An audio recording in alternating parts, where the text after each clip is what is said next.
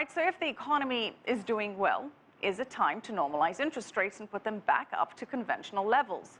With me to discuss the Fed's latest decision is David Goldin, who runs business funding firm Capify. David, good to have you with us. Thank you for having me. So, David, the Fed, as expected, deciding not to raise interest rates. No surprise there, right? Correct. What was your initial reaction? Well, I think it would have shocked the market if they would have raised rates at this time. There's just too much uncertainty. I think, Janet Yellen's, basically made it clear she wants to raise rates. I think every time it's time for them to do it, they're throwing up their hands up, saying, what else is going on here? First, you had the China slowdown, then you had the Brexit, and I think there's just a lot of uncertainty until she can do it. Well, many people are saying that she may have missed her moment, that there's no such thing as perfect timing. But she did indicate that the U.S. economy is looking good. She painted a strong picture saying that the labor market is strengthened, that other indicators were pointing to growth, household spending is growing strongly. Do you think that the U.S. economy is on better footing? Well, small businesses are the backbone of the U.S. economy, and we know at Capify we deal with a lot of small business owners, and I can tell you the feedback that we're getting is that business owner confidence is not at a high level. People are very concerned. The upcoming U.S. presidential election, those that do business overseas, they're very concerned with a strong U.S. dollar where it's hard to do exports. So I think there truly is a lot of uncertainty right now. And of course, raising rates would only serve to strengthen the dollar Absolutely. even more. In previous meetings, David, the Fed has really emphasized geopolitical concerns. Like you mentioned, China growth slowdown. Ahead of the last meeting, there was a big question mark over the Brexit, Right. the UK voting to leave the EU. But in this statement, geopolitical concerns were conspicuously absent. What do you make of that? Politics, right? I think it's obvious, right? What happened in the UK, no one knows which way that's going to go. It's way too soon. The vote was June 23rd. The results are on June 24th. I think it's a watch and wait approach to see what exactly But they didn't even happens. say that they're watching to see. There was just absolutely no reference of big geopolitical matters, whereas they have mentioned it in past statements. I think, again, it goes back to the point they want to raise rates, and I think the more they can downplay things like the Brexit is the more they can justify when the time does come to raise rates. I think it's a question of when, not if. Okay, so let's talk about the Brexit, because it was a big issue before. Sure. Immediately after the vote, which seemed to shock the world, there was a global sell-off, but a couple of days later, markets bounced back. U.S. markets have reached new highs since then.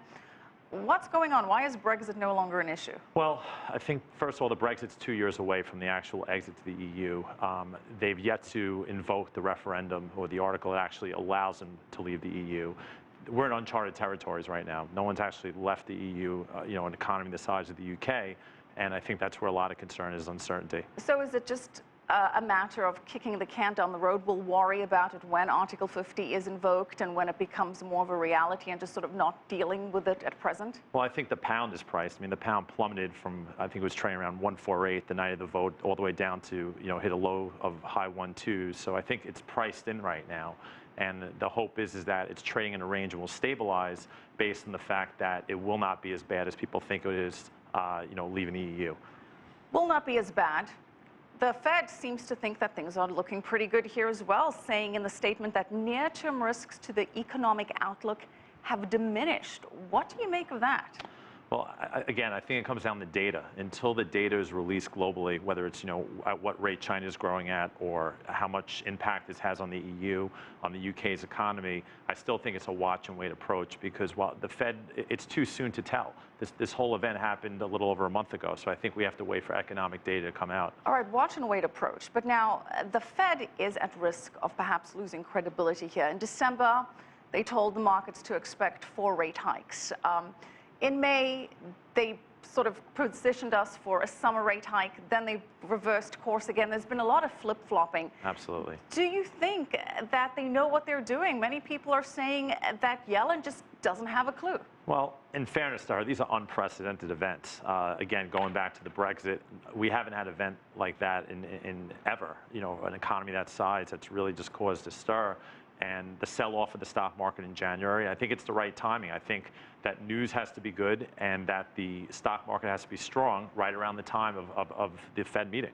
Well, David, some make the argument that the Fed needs to raise rates just so that it has some arsenal in case there is a catastrophic black swan event that we're not expecting, so that it will have some room to maneuver.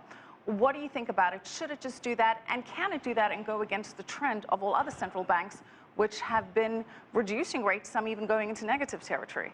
Again, I think a lot of it goes to politics. I think especially with an election year coming up, raising rates will cause a lot of concern and panic. It will tighten up credit and slow down the economy. So you don't expect a September rate hike? What's your forecast, September or December? I would say less than 10% chance in September. I would say it's pick 'em in December. Again, it's going to be based on what happens of all the other events we just discussed will dictate. I think there's a better than a good chance that the rate hike does not occur at all in 2016. Right. All right. We'll hold you to that. Thank Excellent. you so much. David Goldin, founder and president and CEO of Capify.